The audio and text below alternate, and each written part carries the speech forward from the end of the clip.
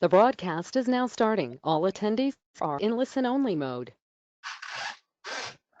Thank you very much for joining us, to all the health departments, the commissioners, the directors, the staff from the health departments across the state, other county officials and city officials who have joined us, other local government officials who have joined us for today's webinar on Contact Tracing 101.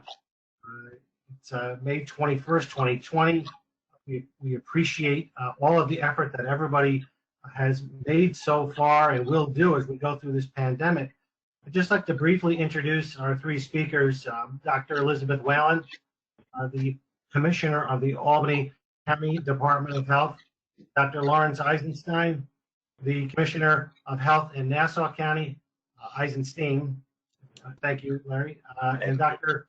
Indu Gupta, the Commissioner of Health in Onondaga County.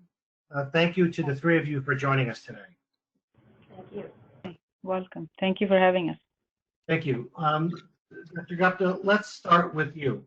In Onondaga County, can you tell us a little bit about the county population and then the region, New York population, and contact tracing? And the reason why I want to start with Onondaga County is you were one of the first regions of the state to meet the metrics, the 7 metrics outlined by the governor, which authorizes the first phases of reopening. And if we look at and listen to Dr. Eisenstein in Nassau County, that region of the state not yet open for phase 1 and watching the upstate regions. Can you tell us in Onondaga County about the population, about the regional population? And then I have a follow-up question for you about how you began to implement the contact tracing that you have now, and then the coordination of those other counties in your region. Right. So Onondaga County is middle of central New York, and our population is about 467,000 at this point. And if you take the whole region, 5 county, it makes it about 770,000, 75,000 something with the 5 county. We have been doing contact tracing for since the beginning. This pandemic came to our community. Local health departments are at the forefront of it, and contact tracing, though very popular word now, it is a very core disease control measure from public health point of view. So in clinical medicine, if you think of how do we do disease management, in public health, we do disease control measure by population health. So it is the foundation of how we are working to prevent the transmission of virus in our community. So, and it is a very key strategies, which is primarily done by local health departments throughout actually the United States, not only in New York State, throughout the United States. And that also has been used widely throughout the world. If you look at Ebola and some of the disease outbreaks have happened in the past in other countries, contact tracing is the key foundational element. So we have been doing it. We have our nurses, our staff who has been especially trained for that. We have communicable disease, Bureau of Communicable Disease, which does TB, mumps, measles. You know, all these investigations are part of our lives essentially, and we continue to do that. But with this one, I think it got attention, so we wanted to make sure how we define this contact tracing. How do we define case investigation? So I think there is a slide which I can pinpoint to, which I have sent it to. It gives a very diagrammatic representation. It's based on some CDC, and we kind of put our flavor to it, that how we do. If you can get to that slide, that will be great. What is that happens that when every county gets the cases through a New York State Department of Health electronic reporting system called ECLAIRS. It's a database which sends all the information. Our staff downloads all the labs every morning, few times a day, and those cases were assigned to different staff, primarily nurses, and then also could be some other newly trained staff. And they will do what we call interview the person. They will make the phone call, talk to the person, and that's what we call quote unquote case. And what case investigation is that you pretty much are walking the walk of the person in last 48 hours. That's what we are doing at this point to see where he or she was there. Did they went shopping? Did they work? Who were they close to? And each person they touched became their contact. And if you look into this diagram, that interviews the case, and then the case is put in isolation. And that's a commissioner's order. This is by the law, individual has to be in isolation. And at this point, that's minimum of 10 days. And based on the interview, there will be various contacts identified, the coworkers, the family and friends, if you socialized in those time frames. And then we will determine what kind of exposure they had. Were they wearing masks? In this day and age, people are supposed to wear masks. Did they not wear the mask? All these things go into the picture of identifying what kind of exposure was that. And after that, we pretty much will, again, provide a quarantine order for this. Quarantine is for contacts, and isolation order is for cases. That's the difference. Now, quarantine orders go for 14 days, but the 14 days is not always 14 days, and 10 days is not always a 10 days.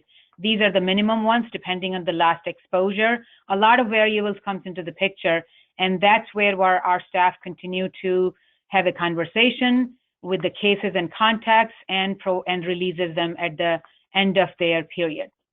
So it's a very tedious work. It's a very detailed work, but it's so important work because we are trying to prevent the transmission of infection at this point.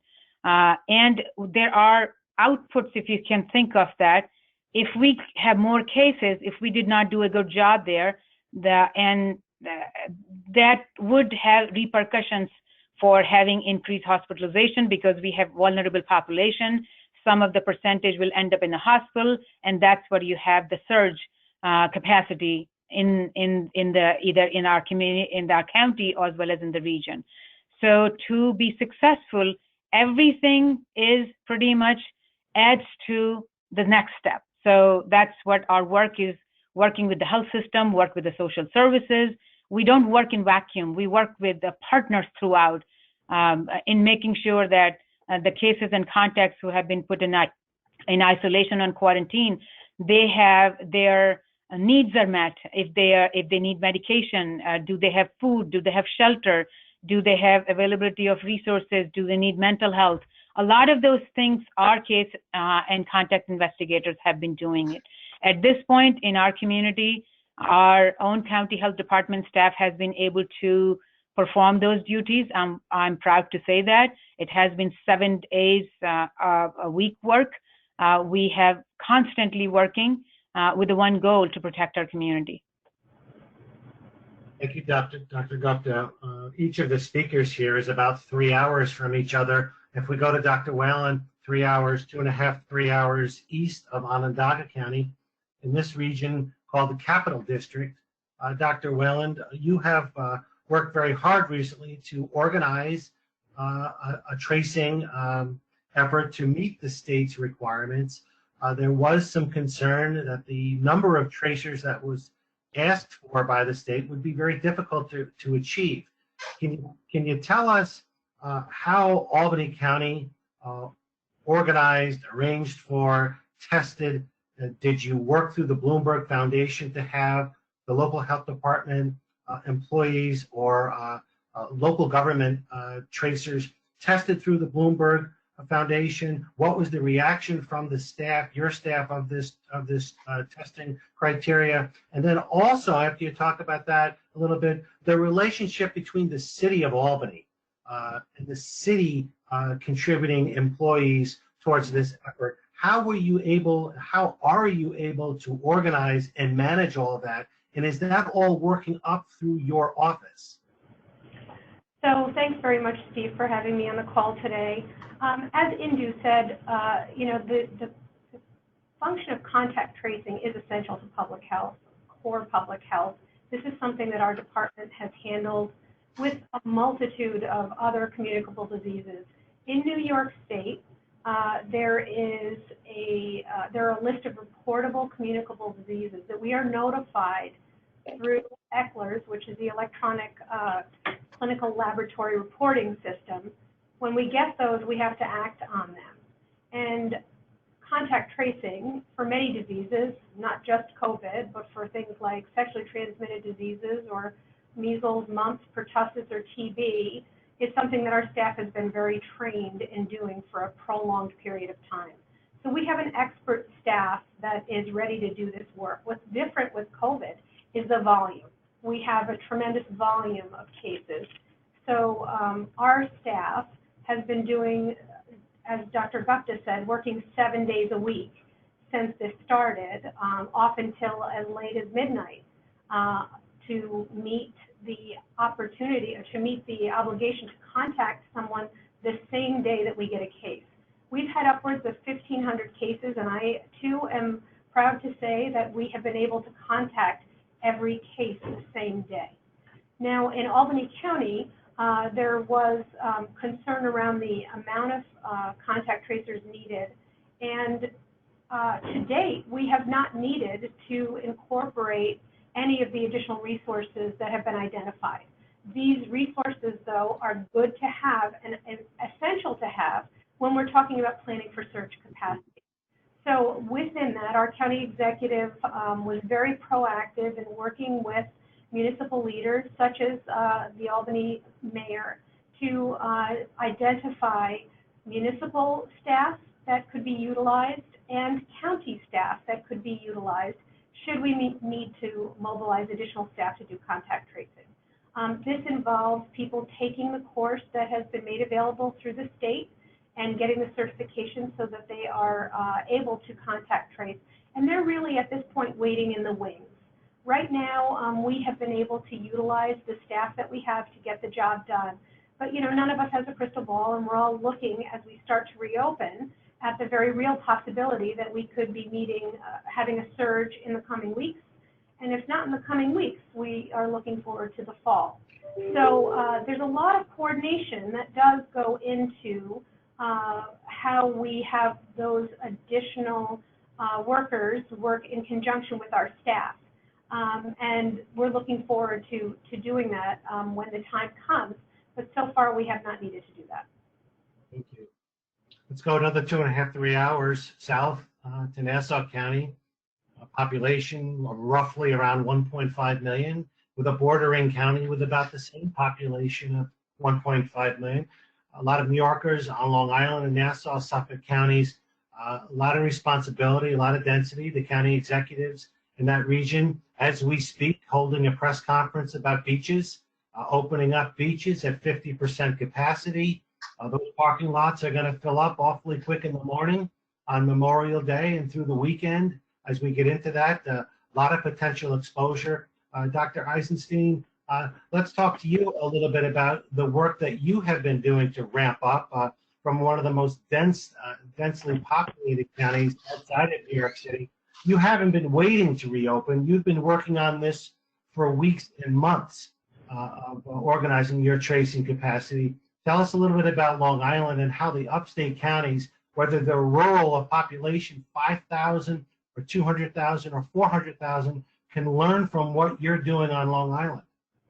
Well, I think the history of this is really impressive when we look back at the numbers and the way this evolved. For Nassau County, it started on Super Bowl Sunday, February 2nd. I know because I got the call and never ended up getting back to the TV to see the game, that we were receiving our first traveler who had been returning from China that we needed to put into a quarantine because they were a contact to a case. And so, as my colleagues have stated, doing contact tracing is not new to health departments. We have expertise in it, our epidemiologists, our communicable disease control staff, and in other categories too, sexually transmitted diseases and tuberculosis control. These are things that are core public health work that we've done. And on that day, We had our first return traveler who was a contact to a case in China, and we put our quarantine measures in place and have not stopped since.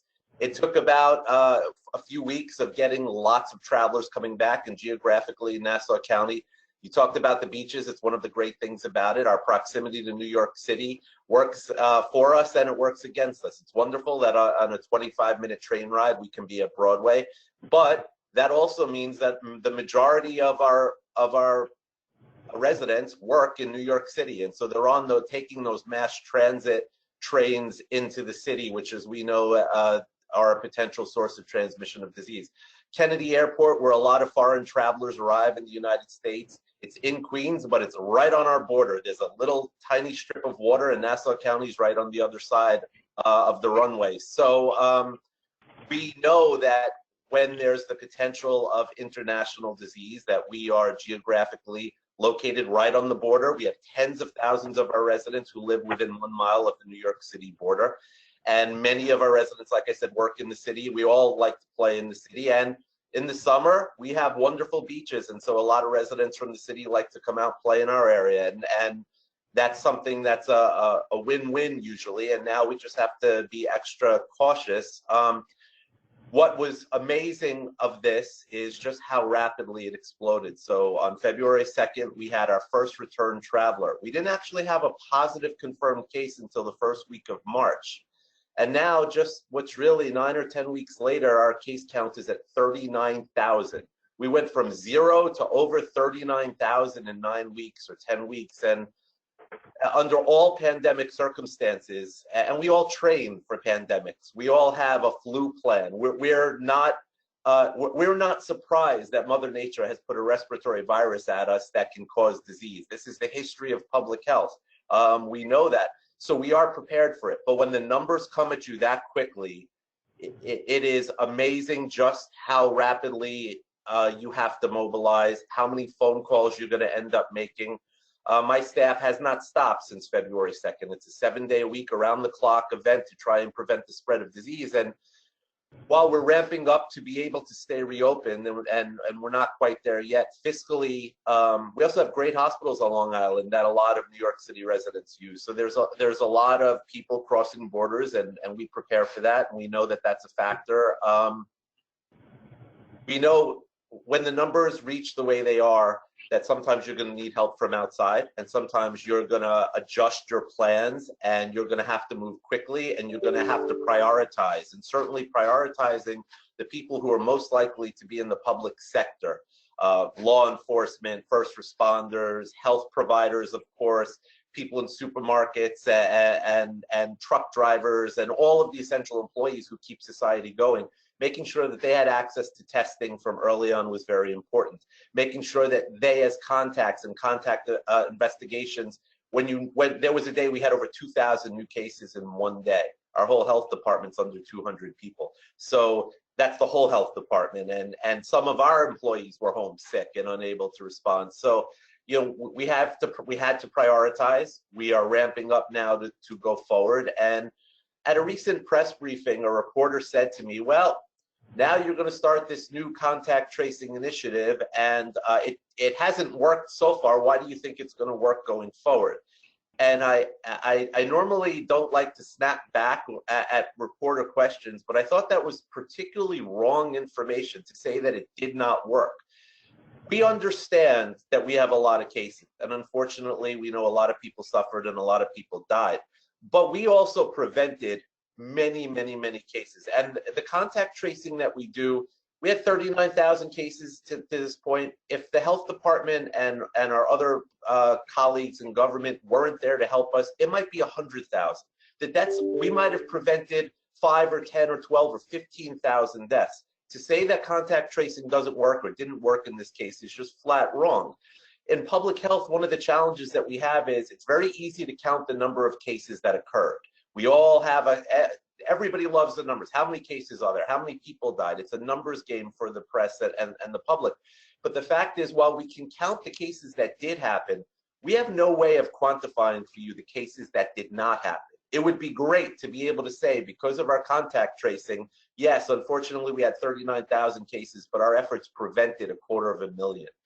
And as public health leaders, we know that that's the challenge we face, that people are going to look at the numbers and say, you failed at this, when in fact, we know that we've prevented thousands and thousands of diseases going on. Flatten the curve, the concept was never to make it zero. It would be wonderful if we could make it zero.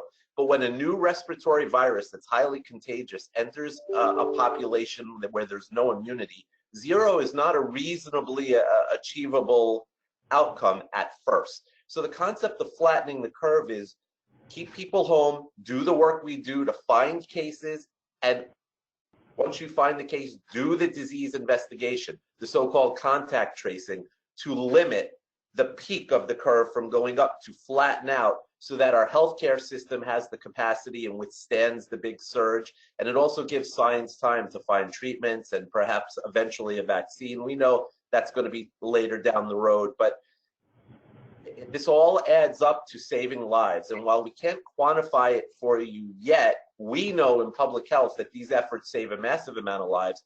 And the money that should be invested in preventive care really does lead to saving lives downstream. It's just very hard to quantify. Thank you. A lot of lessons to be learned about what we're going through here. Let's go back to Onondaga County. Testing, tracing, isolation, all have to be working together. If one of those systems falls, they all fall. But as we're hearing from the three of you, the importance of contact tracing, the amount of lives that have been saved, countless amongst us, likely the entire state could have been exposed without contact tracing. In your region, Onondaga County carries a lot of those numbers, with the other smaller counties being much smaller. How are you integrating the tracers from Onondaga with the more rural counties that surround you? Are they going to be staffed up to assist in the entire region, or are they used in Onondaga County? Can you tell us a little bit about the coordination of the region itself with the contact tracers? Is there a lead? Is the Onondaga County Department of Health leading that regional effort, or responsible for the contact tracing when the positive infections come in and the individual county is notified? Are the individual counties themselves commencing tracing, or is there coordination amongst the group? Right. So in general, when we do, and you pointed out in terms of testing is very crucial part of this. The testing, if that would have happened earlier during the course, that would have really identified those cases and isolated them. But then testing was not widely available. Right now, it is somewhat better available in our community, in our region also. So so in our community, as I think in New York State, we have a home rule, right? Every county is responsible for their own. But as a region, we work together to share information and try to support each other. The cases which come to the Onondaga County, at this point, our capacity for staff is that they will be able to do case and contact investigation. We have certain newer staff who are in fold and getting ready to go, and then we have different layers. And the last one will be the New York State Department of Health with the Bloomberg Philanthropy, which is going to be hired tracers. That is a separate arm which will be working with us if there's a surge capacity. That's how we have pretty much will integrate them, because we have to work collaboratively, right? That's the important part. So in terms of when we have a case and contact investigation, one case can have one contact, or one case can have 40 contacts or 50 contacts. We have situation that would happen. And if it's within the county, then we continue to work within our county. But if the contact lives in a different county, certainly we communicate with whether it could be actually as far as in Albany or Nassau. We have different people move at times. They shouldn't be going different places. Right now, we have most of the time our neighboring counties. We have had discussion if one of us will need support, we are going to be there for each other. These are the conversation our county executives has happened, and as a commissioner, I have with my counterparts, the public health directors of all the counties, neighboring counties, and what it would look like. that will depend what the need is. We are there to work and help and support each other. At this point, we have encouraged everybody to do the Johns Hopkins training, which is free to everybody until the December 2020. It also gives you an idea what actually happens in COVID-19 world. It is a good training. I think those who your listeners are lawmakers, if they have time, they should go through that. They don't need certificate, that's fine. But it gives you a little bit window in a life of a contact tracer, in a life of a local health department, what kind of work which we do in day in and out.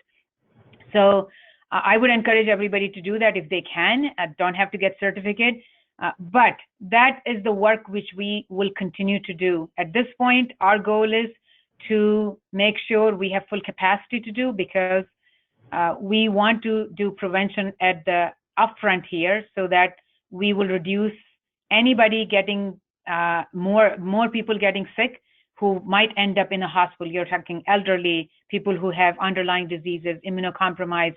All these individuals do require a lot of support, and those are the ones which we were trying to make sure that we are protecting them by doing all this, by isolating and putting people in quarantine.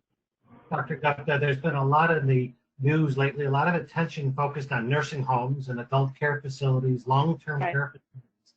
Can you share some of your experiences with contact tracing in that area, in nursing home, long-term care, senior living facilities? Can you share with us some of your experiences there? Right. So we learned from others' experience, which is very important, as we were seeing in Seattle, we were seeing in other parts of the country, and including in New York City, and also downstate, some of the other counties like Nassau and Westchester. We wanted to prepare ourselves because we still didn't have the case by the time Dr. Eisenstein had case in his county, cases, I should say. So we wanted to kind of try to prepare ourselves. How can we do to protect our community as best as we can? Nursing homes, as you know, they are regulated by New York State Department of Health. Since we don't have regulatory authority, we wanted to do a warm communication with them, our regional office, which is an extension of New York State Department of Health. We reached out to them. We also reached out to the nursing homes through the leadership. I myself was very involved with the county executive and did a sort of a one-on-one in a group session with them, and then try to relieve their anxiety about those things, and say we are there for them. At that time, the testing was not widely available. We continue to monitor as the cases started to pop up there. We worked with both our regional office of the New York State Department of Health and primarily with the nursing homes, and pretty much advocated that you really need to test your staff and you really need to test your residents before all these things which you're hearing it right now. They were a little bit resistant in the beginning because the guidance was not coming from state, but later on they actually become very, very receptive of those things. It was not perfect testing, but still was. How we did is, if there was a case of nursing home, we would ask our state partner that this is your responsibility. What we would like to do is make sure you give us the list of the staff who is working there, and we are going to put a quarantine order on them by interviewing them and making sure we can send them for test. We had a little bit more testing capacity at that time in our community, and that become very important. Our county executive was able to get hold of some more tests. We trying to put things together, and we had opened our drive-through with the help of a federally qualified clinic, FQHC, a Syracuse Community Health Center, and also with all the partnership with the health systems, because they were trying to reduce their surge in their hospital so that people don't end up in their emergency room. We wanted a place where the people can be tested, and instead of going to the ED, which we also started using to test the nursing home residents. So we will advise them that you have to be put in what we call modified quarantine. It means you are asymptomatic, you can work based on your New York State Department of Health criteria, but we were encouraging you to get tested. Why? Because these people are members of the community. They're going outside to their homes. They're socializing with their families and friends. And if one of them is infection, have infection, they're going to spread that infection. So it started to work out good, and we developed pretty good relationship with our nursing home leadership and their staff. So we have a dedicated group of some of the nurses who are responsible for that, and we have a good process with them. So we continue to, at this point, we continue to work and then pretty much promote that testing is important. Why testing is important? Because we have to put people in isolation and quarantine their contacts. Thank you, Dr. Gupta. If folks have questions, there's a box on your chat, and on your screen. Just type in a question, and we'll answer those questions as we go through the presentation today. Dr. Whalen, Albany County and the Capital District region has put a lot of effort into regional testing and mobile sites. You have been moving these mobile sites around the county, around the counties within the region. The governor making a new directive to focus on minority communities and inner cities where rates and certain zip codes have been spiking. Can you share with us what folks might see if we see a rebound of this in those urban centers about the mobile testing, what you're finding there, and the integration between contact tracing? Are you getting cooperation from folks with contact tracing when and if you're finding more and more positives? Thanks for this question. So yes, early on, we identified, a concern in our particular community. We were lucky enough to get a regional operating center to do testing at the SUNY site, which was kind of an uptown location for a drive-through test that the state set up. But we were concerned about our underserved neighborhoods who do have a high predominance of African American residents, that they might not have access to the tests that they need. So we worked with our local federally qualified health center to develop these regional mobile testing sites, and they are bringing them into our neighborhoods to be able to have people to walk up to do testing. A lot of them are areas where we have public housing or in the parking lot itself of the federally qualified health center.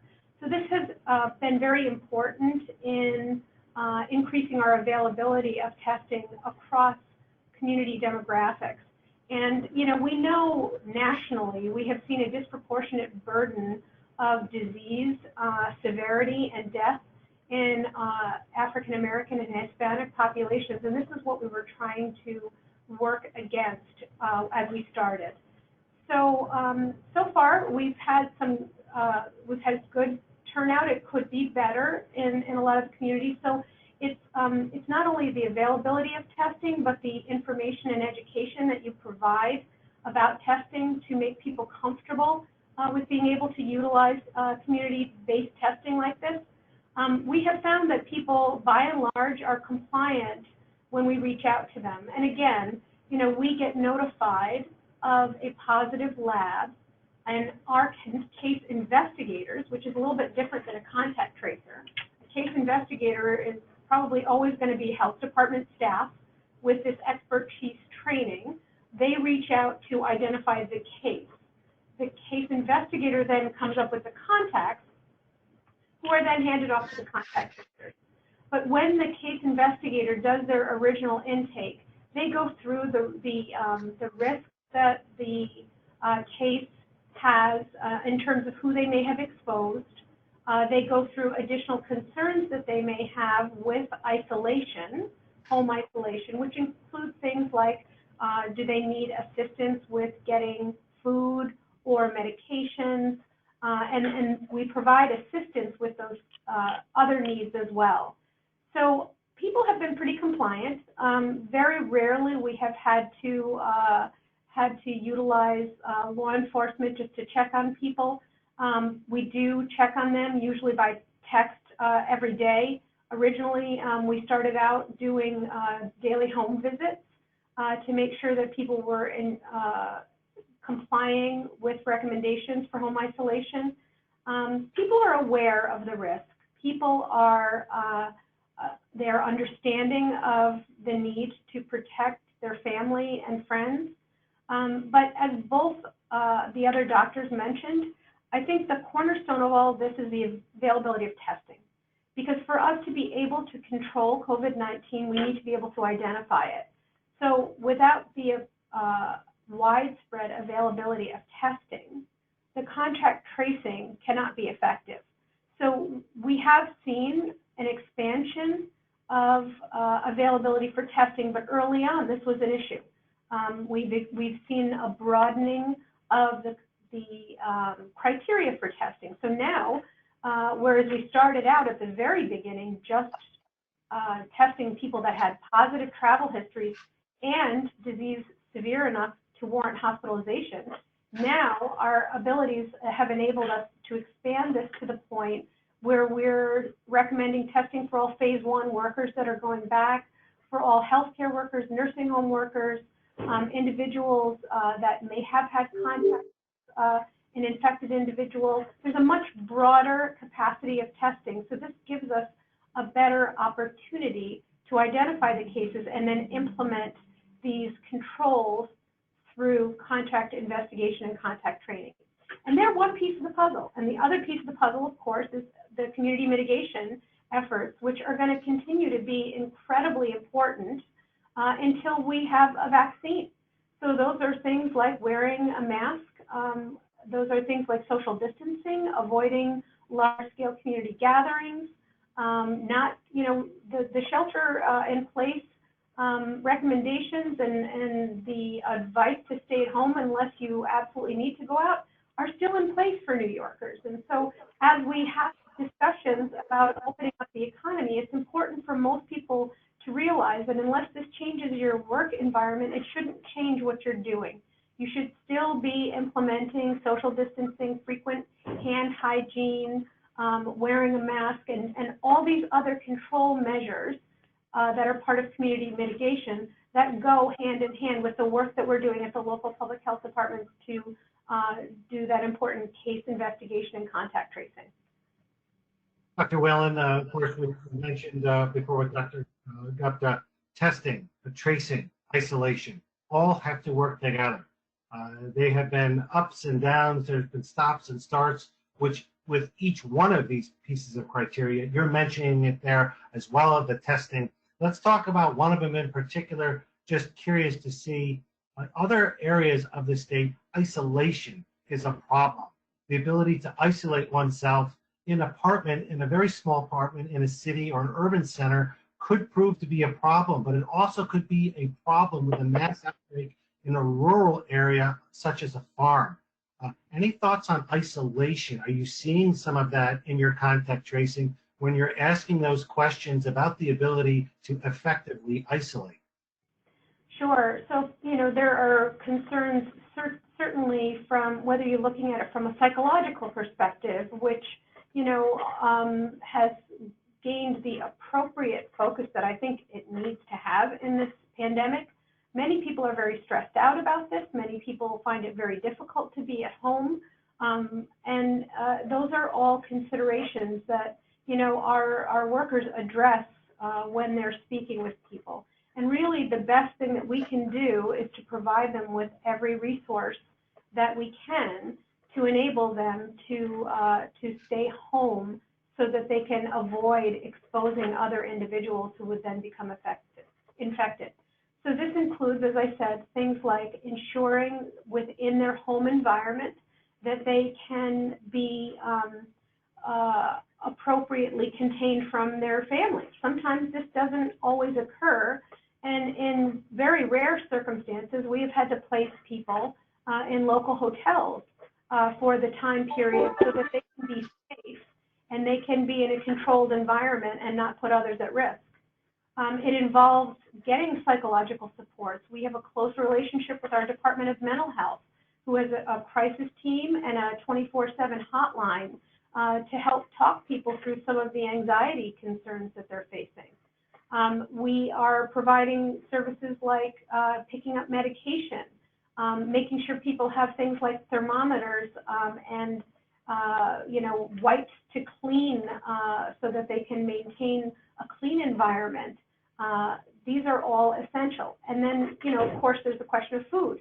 And in our county, we have been able to assist people that need food for home quarantine. We really want to be able to, as part of the investigation, take a very detailed listen to what concerns people face and working on a case-by-case basis to try to address those concerns to make it a doable scenario for everyone, because ultimately that really is our best bet for public health. So if I can add just a couple of more things which Dr. Wellen has said, that we, so Human Needs Task Force in our community with the county driven, and that in addition to food and shelter, child care issues come into the picture, and also the healthcare workers who may not feel comfortable going to their own home because they might expose. So our county has been able to support that effort to provide at least a protection to keep them in a hotel. That is an important part. The other special populations, homeless shelters, which we have some issues, group homes. When we have sometimes cases there, how do we quarantine them? How do we isolate them? Do we do the whole floor or building? All these things are very crucial, which we have to really take into consideration, respecting people's own individuality, at the same time finding balance for public health.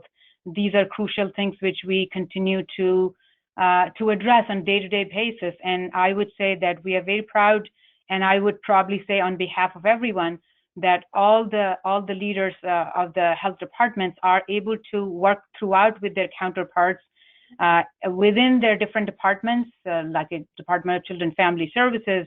You're talking DSS and probation and sheriffs, city. All these leadership has been so involved and dedicated to work with the health departments that it makes everyone's life easier. I'm not saying that easier in that sense, but at least we understand each other and support how we can support it. So that is important for everyone to think that we are all part of the big public health system, including all the parts of the government and private sector.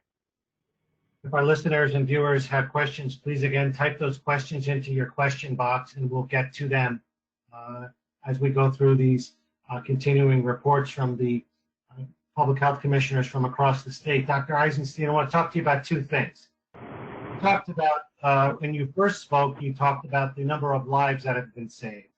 And I think there's no way to quantify that, as you've said, but it is countless. And it is in the millions of avoided death and avoided sickness, avoided illness. I'm going to talk to you about two things right now. One, lying, Lying, and two, technology. Taking reports from an upstate rural community with a recent party that took place around a college campus. And as a result of that party, 14 positives happened. When there was contact tracing that was done, some of the individuals who were at that party contemplated lying to public health authorities about who was there, why they were there, what were they doing, so on and so forth. How do we encourage the public just how important this really is? How do we encourage people to be truthful about where they were, what they did, who was at that party, and damn the consequences of being there, but that many more lives could be saved. A sheriff was actually involved in the situation, and the sheriff had very harsh words for those individuals who were at that party who did contemplate lying. How do we avoid that? So I think this enters into the realm of complications of contact tracing. We've been hearing about contact tracing ramping up, and there's all these new efforts, but health departments and my colleagues will tell you, we've been doing this for a very long time, and there are challenges to doing contact tracing. And the fact is, no matter how good we are at it, you're never going to get 100% of the contacts traced, because lying is one example. We get information of who's been exposed to the case. As was said before, it's our communicable disease nurses who are going to manage the cases, not the new army of contact tracers, not the people we stood up for this. Contact tracing is secondary. But the people that we reach out to do contact tracing on is only going to be as good as the original list that we get. So lying is one example. Why do people lie? They don't want their spouse to find out who they were with. They're afraid of government. Maybe they're not documented and think that we're punitive in that nature, and we're not. There are so many dozens of reasons why people don't give us rightful answers. Another difficulty that relates to this is, how do you get in touch with somebody? People don't always live where their driver's license says they live. They might be living with a different family member. They might be with a different significant other. Maybe they're recently divorced, or maybe they moved and never bothered changing their driver's license, or maybe they don't have one. Do they answer the phone when we call? Very often people don't. And one of the challenges is, even when you do get reliable information and you have the proper address and the proper phone and you do the contact tracing, you reach out to them. Sometimes they don't answer the phone. They see a strange number, or they see a government number, and they don't want to. Lying is one part of that. And the fact is, we've had events down here in Nassau County in areas that were being hit very hard, where a wedding happened and they did it outside. And I had one where people called me and asked for permission, and I said, I'm sorry, that's just, I feel badly, but can you wait a little while? It's just not something we're going to do. And that night I got a call that the police broke up a wedding of a couple of hundred people. And the fact is, part of this effort working, it is false to think that the health department or government alone is gonna make this all better. We really need the help of our residents. When not everybody's going to tell you the truth. Sometimes they feel guilty. They feel like it could be punitive. If the parties are broken up, it's not by the health department. In my county, it's by the fire marshal, or if it's inside, by the police department. And so very often they might lie because there's a fear of legal consequences. So I think, to answer your question, a big, huge part of contact tracing is general education. And not only on people who are exposed, but the opportunity to explain to the public what contact tracing is, why we do it, that this is not punitive in any way. Some people are going to view it punitive because we may say to them, you now have to be quarantined for 14 days. They may lose their job. That's a reason they might lie. They might not be able to afford to not work for the next 14 days. They may fear that that job will go. If they're a small business owner and there's nobody to run that business, maybe their business never opens up again. So contact tracing goes way deeper than, okay, you've been exposed to virus, go for 14 days away from everybody else. My colleagues eloquently talked about the social challenges, and some people live in multifamily dwellings where there's 8 or 9 people in only 1 or 2 rooms. Where are they isolated?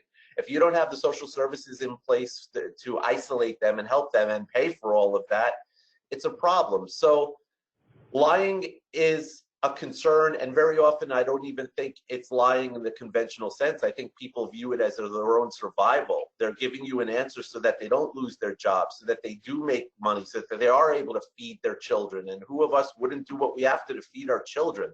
So for us, I think the burden of contact tracing extends into education. We have to explain why we're doing what we're doing, why it's important to know who the contacts are, that we don't care about social relationships. We just need names and numbers so we can get people safe, so that they don't cause, maybe it's extended family and they all have the same great-grandmother. Well, maybe we explain it in a way that all that we're doing here is to make sure your great-grandmother doesn't die because one of you exposes her, or your great-grandfather dies. So we have found that to do good contact tracing, education comes with it. It's not only to tell somebody what our orders are. Sure, we could write orders and have our police or our sheriff's department, or in my department, it's our county attorney, our health department attorney who delivered orders for isolation or quarantine. But there has to be an education that comes with it. Good contact tracing takes time because you have to spend a few minutes explaining it's not punitive. We don't care if you're documented or not. We don't care how you got here. We don't care what your job is. You could be doing an illegal job. That's not why we're here. We're here to make sure that disease doesn't spread. And when you personalize it, explain to them, We don't want disease to spread to your loved ones. This is about your loved ones and your close contacts and everybody else in society. But people less concerned about everybody else in society. But when you're able to personalize it to their own children and their own parents and their own grandparents, it can become very effective. On my second day at the health department a long time ago, I was deputy commissioner. We had a meningococcal meningitis case in a teenager who was on life support at one of our great hospitals. And the family was irate and upset. And of course, who wouldn't be if their teenager was on the verge of death? And when our disease investigators went to do contact tracing, because we know we can give an antibiotic to prevent the spread of meningococcal meningitis, the family flipped out. Why are you calling me? Why is government doing this? It was almost like we were persecuting them.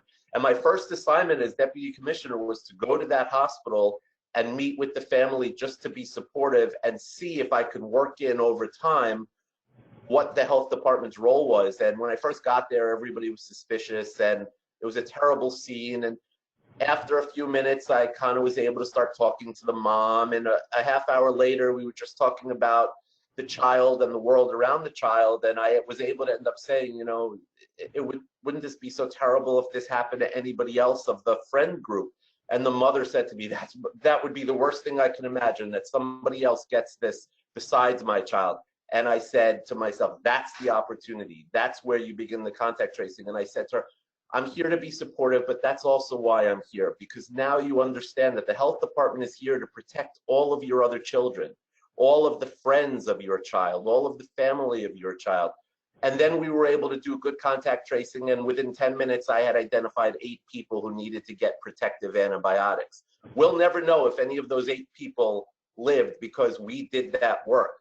We hope they would have lived anyway, but historically, the work that we do saves lives. And that's what this is about. But it can be time consuming, and it can require significant education, and it can require building trust with the people that you're doing contact tracing with. So people are going to lie for a lot of different reasons, and we're not new to that, especially if we all run STD units. We're not new to that. It's part of the work that we do. But with proper education, we can minimize it. We can get people to understand that we're not there in any punitive fashion whatsoever. Our sole purpose is to prevent the spread of disease. And when we're able to spend that time educating and personalizing it, we're never going to get 100%. Anybody who thinks contact tracing is going to pick up 100% of the contacts and we'll be able to make zero disease, that's not a reasonable outcome. It's something we could try for, but we know better. But as the more we do, the better, and the less spread of disease, the quicker we will get down to zero. So lying is a challenge. We know that, and we work at it, and it's all about the approach and education, I think. Yeah, it sounds like we're all in this together. Education, a big component of this that needs to be pushed heavily over these next 6 months. Thank you. Doctor, staying with you, Dr. Eisenstein, about technology, high tech, high touch, apps, part of smartphones, individuals in South Korea tracing, lots of this technology being used and implemented around the United States, Google and Apple talking about putting a platform together, not to use, but putting it out there for public health, for governmental access, trying to protect privacy, tracking individuals who may have gone into a grocery store. If I come into contact where I go outside people that I interacted with or bumped into or were near each other, it can record that. And if, of course, I am tested positive at some point in time, sending an alert to the local health department, which then again could send alerts directly to those individuals who had those smartphones and not copying the local health department, which is really a problem if the local health department is not advised of this. But your thoughts on CMA has products out there, Salesforce. It looks like the city of New York is using something of this, IBM Watson technology. And then after you answer that, Dr. Eisenstein, let's talk to the other commissioners and get their thoughts about the use of technology to supplement what really is a fairly manual task here. A lot of manual efforts. Can technology help automate it? Is it resources? Is it money that you need from the federal government to help use these things? Or is the existing process going to be able to get us through this? There's no doubt in my mind that technology can be helpful to make public health more efficient. It's very difficult to implement these new kinds of things while you're right in the middle of the battle. But any opportunity we have to become more efficient, I would be supportive of. There are so many things to think about that range from not every one of your residents has access to the same technology. Not everybody has a phone. Not everybody has a phone with the same capability. Not everybody could afford the plan to keep the phone. Not everybody has the knowledge how to use the technology. But I think going forward, and I know my colleagues are very savvy from the technological front, so I'll pass over to them. But I think there absolutely is the need going forward for health departments to be invested in technology. I know that it can take government a long time to catch up with the most modern technology. I think this is an example of why, from a higher level than locally, this has to be invested in so that we're brought up to speed technologically. And I look forward to seeing the advances come in the future. Absolutely, we can be more efficient, but it's got to be done right. It's got to be done with appropriate resources. It's got to be done with appropriate training. It's got to be done with appropriate buy-in of the staff. But I look forward to that day. So technology is a very important part. I do believe in it, as Dr. Eisenstein said. There are so many nuances in it in this field are happening. You can see what is happening in China, South Korea, Germany, and also here Apple and Google are working together to get to one place with two big companies, two competitors are working together to actually support public health. It's amazing. The big question comes in the use of technology is the privacy, individual rights versus societal rights. So when you have individual, let's say some of the technology is that if you sign up for that, you can give consent to that you were a case or you were a contact, mostly cases that it will go into the system. And if you are in contact with somebody who is in the same platform, will get an alert. How would it look like? Would they know exactly who that person is? Would they need to stay away 6 feet from them? These will be supplemental in addition to what is being done. Does it replace people wearing masks and social distancing? No, it is going to actually be supporting and enabling people to actually, yes, you really need to do that. How are the rights of individual privacy will be addressed? Would everybody feel comfortable? I don't know, but at the end of the day, the way I see as a public health commissioner is good for the whole society is the most important thing. Rights of one person versus right of society. So when we do contact tracing, it's the same thing. We are going and identifying those people. They are giving us their personal information. They're opening their life to us, whether it's STD, whether it's other diseases, including COVID-19 at this point.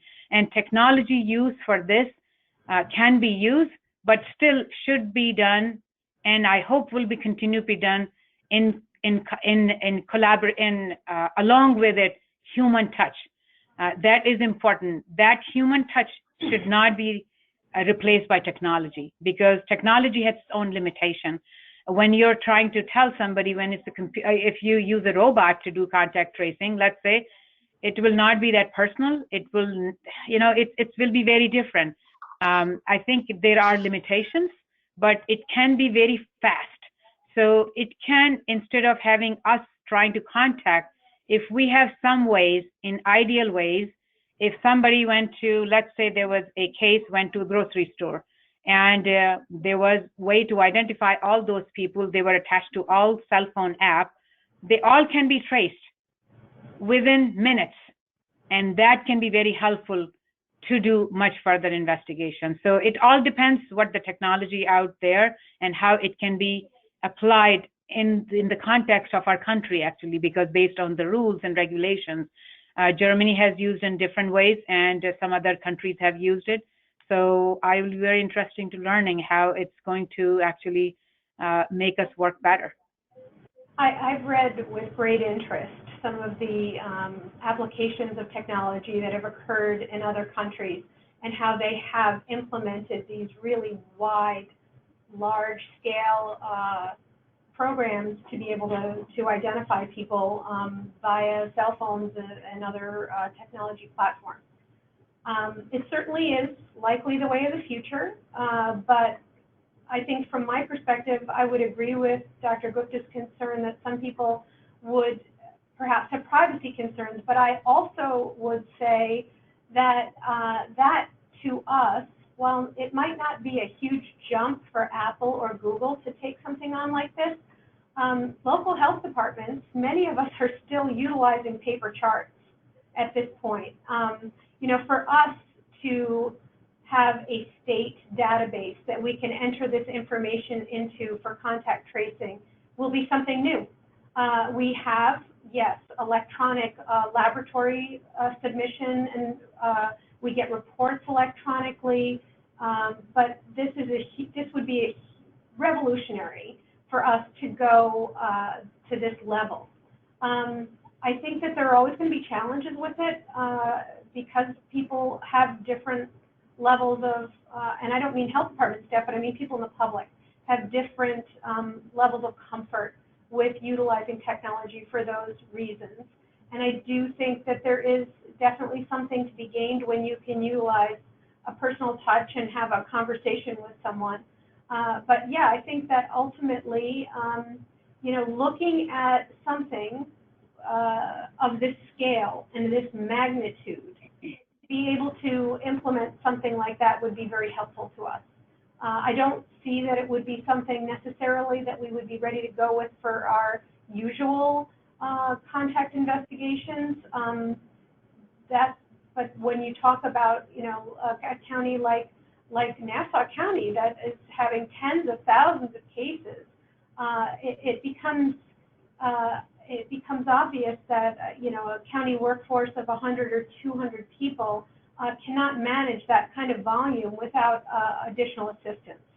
So certainly when you're talking about scope and scale, electronic platforms and that ilk, I think, are going to become much more important in the future. And I look forward to seeing how that develops.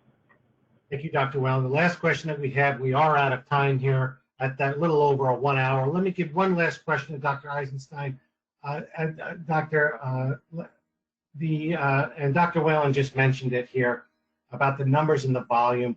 The one question that we did, there were several questions that came in, but the one question I'll ask, really, it deals with that. It deals with the population and the amount of people that you're dealing with. But if you extrapolate this question to Albany County, to Onondaga County, to this, even the smaller rural counties, and that is fatigue.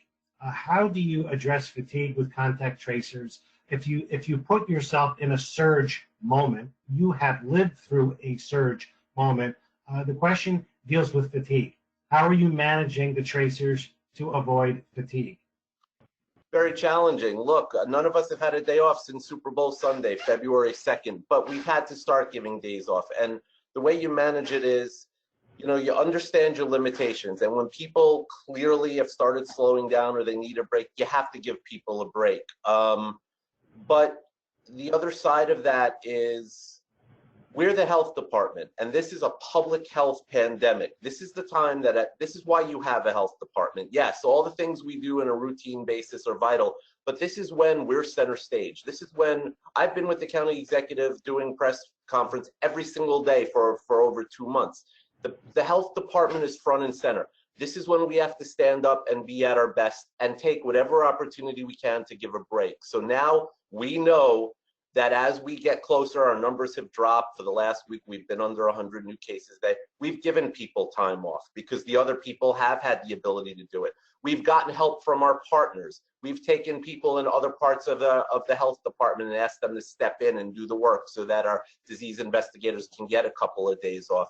You do the best you can. You can't sustain an around-the-clock pace indefinitely, but now we're at a point where, as hopefully we'll be reopening soon, we know potentially that could be another surge, or if that happens in the autumn, we don't know.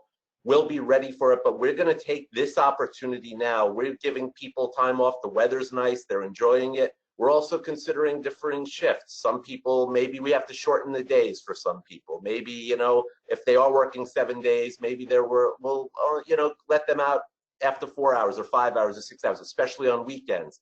But really we're working with our staff to know when they need a break. We've asked them to come to us, and we've also mandated it. We've said, look, take tomorrow off, take the next couple of days off, whatever it is, because we know at some point, until we have a cure or a vaccine, there likely will be a surge. We look at what's happened around the world, and when there's a reopening, historically, there has been a little bit of a blip. We've seen how quickly a little bit of a blip can become something very large scale.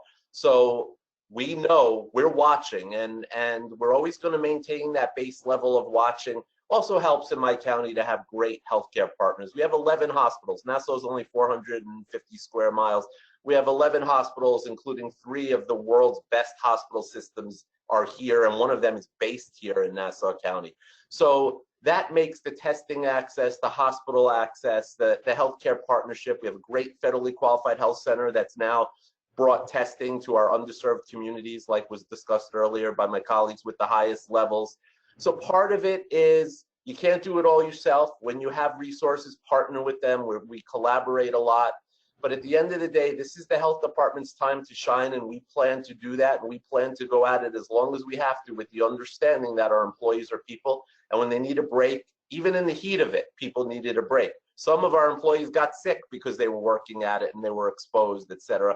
So we have that built in, that everybody gets a break and takes a break, and some of them don't want to, but we have to mandate it. So just have to pay close attention and watch for the signs. But look, it's this stressful for all of us. This is terrible. When people are dying of a plague, that's public health's worst nightmare. This is what we train for and prepare for it. But again, you don't expect to go from 0 to 39,000 cases in 7 or 8 weeks or whatever it is.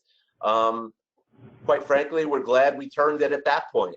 Now that the numbers are low, we have to make sure it stays that way. And it is frustrating when you drive around and you see groups congregating. You know, it is frustrating because you know that that's risky, and you know that how hard you've worked and how hard your team has worked. But this is all about our team. The health department has been spectacular. My employees have been spectacular. There's been very little complaining. There's been very little finger pointing. Everybody, even people who don't always get along, have found their niche and a way to work together. And this is life or death work, and the health department's set front and center. If they were clinical health providers, you know, they would save somebody and then be able to shake their hand or get a hug. In public health, you know that the work that you do on a population level saves thousands of people, and you have to go home with that satisfaction that you've done good. And that's why people are in public health. They can make more money elsewhere. They can make more money outside of government. They do this because they love the job. They love the work. And it's difficult. This is hard. This is hard emotionally. It's hard to see those numbers, thousands each day, and at a point where we were having hundreds of deaths each day. That is very difficult emotionally in spite of all your work. But you have 2 choices. You could give up and it gets worse, or you could do the best you can to try and minimize it, and that's where we're at. So just want to thank my staff while we're here. Thank you very much to our commissioners of public health who joined us here today.